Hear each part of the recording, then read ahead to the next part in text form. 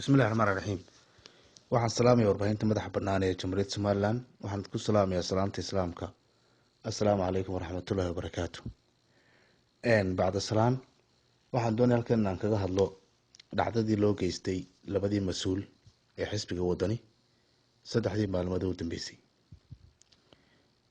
Haldoor Barkad Jaamac Xirsi Batuun iyo Maxamed Sidiiq Cabdilaahi Dhamme. Horta guud ahaan waxa weeyaan dhacdadaasi dhacdo ku uguba siyaasadda Somaliland, isla markaana aan hore loogu arag dhaqanka siyaasadeed Somaliland. Waa dhacdo uu xisbiga kulmiye kusoo darsaday dhaqanadiisii siyaasiga ahayd ee lagu yaqaanay. aad baan uga xumahay inay noqdeen maanta xisbiga kulmiye kuwa bartilmaameedsada mas-uuliyiinta amaba madaxda mustaqbalka iyo dhalinyarta aqoon-yahanka ee fikirkoodii iyo aragtidoodii siyaasadeed u madaxa banaanaayeen in maaragtay lagu soo weeraro. aad baan uga xumahay inuu kulmiye maanta miciin baday in uu soo qorsheeyo ama soo abaabulo fararka noocan oo kale ee axmaaqnimada leh, isla markaana lagu beegsanayo mas-uuliyiinta dhalinyarta xisbiga wadani. waxaan u sheegayaa mas-uuliyiinta kulmiye, Barkad wuxuu hadlay damiirkiisa faraya inuu tilmaamo in waktigan iyo duruuftan adag iyo xaaladan abaareed iyo sicir bararka iyo maciishada shacabka reer Somaliland ku kacday iyo duruufaha qallafsan ay ku sugan yihiin inuu ka aamuso. damiirkiisa u diiday damiirkiisa faray inuu ka hadlo markay xukuumaddii ka mas-uulka ahayd iyo xisbigeedii ay samaysatay xaflado iyo baadhiyo iyadoo xaaladda adag ay ku jiraan shacabkii iyo ummaddii ay mas-uulka ka ahayn. Barkad sidaas daraaddeed waxa uu ku hadlay waxay ahayd xaq, cidna gashi kamuu gelin, godob horena kamuu qabin. wuxuu ku noolaa magaalada Hargeysa oo ku dhashay oo ku barbaaray. falkaa iyo dhaqankaa siyaasadda ku cusub ee kulmiye soo kordhiyeen waxay u muuqataa inay dhibsadeen oo ay xamiili kari waayeen boogaha ku yaala jidhkooda ay og yihiin iyo arxan darrada iyo see dadka u maamulayaan ee bilaa naxariista ah, inay markaa aqbali kari waayeen hadallada ka soo baxaya damiirka nool iyo caqliga iyo indheergaradnimada dhalinyarta aqoon-yahanka ee waxgaradka ah ee siyaasiyiinta ee xisbiga wadani. aad baan uga xumahay.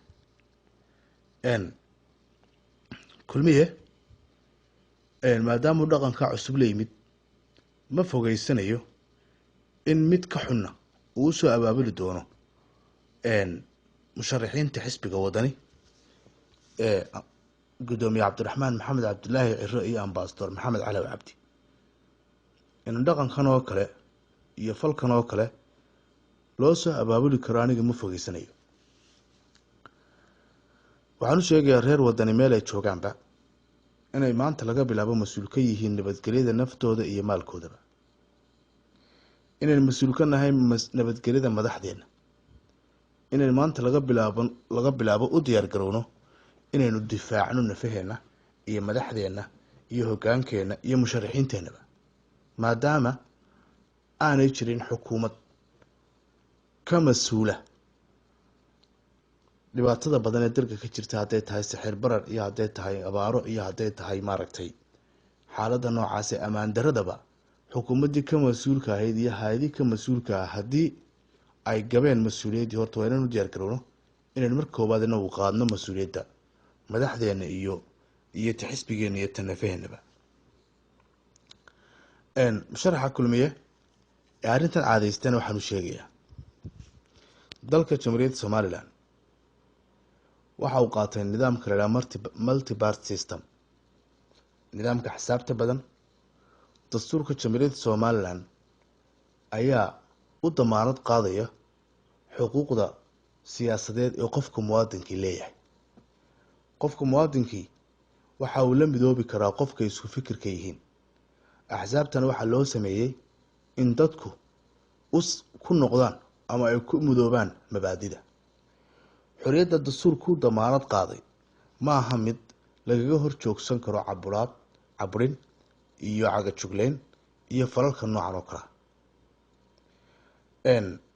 waxaan arkayaa maanta in xisbiga kulmiye ama musharaxa xisbiga kulmiye Muuse Biixi Cabdi ku talagalay in uu kursiga madaxtooyada ee dalka ku tago sifo kasta oo suurto gelinaysa inuu ku gaadho.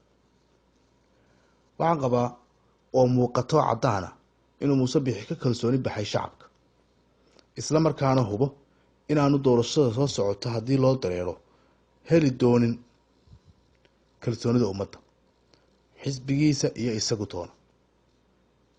isagoo Muuse garwaaqsan inuu xisbigiisu ku fashilmay hogaaminta dalka 6 sano dalka hayena, in shacabka Soomaaliland ka dhaxleen xukun eex ku salaysan, hanti boob, musuqmaasuq, cadaalad darro iyo waliba in la dayacay mas'uuliyadii shacbigu maalintii dooranayeen ay gumadeen.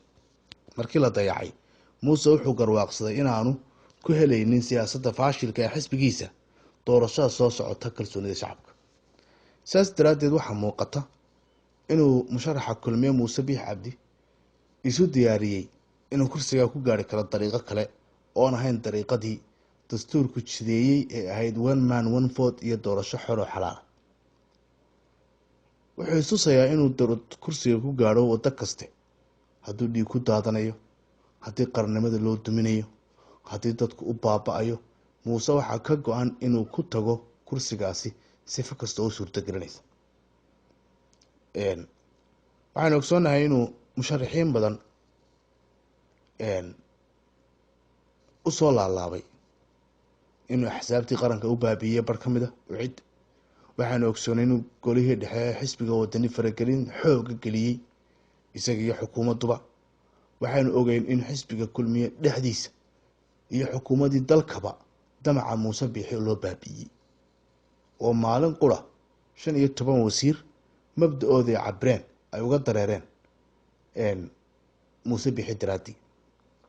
waxaanu ogsoonahay in uu diiday in dadkii kulmiye weligii kusoo wada jiray xildhibaankii jaandhal ahaa inuu Muuse hadhcad ka yidhi ilmaadeeraday waan soo sasabanaya.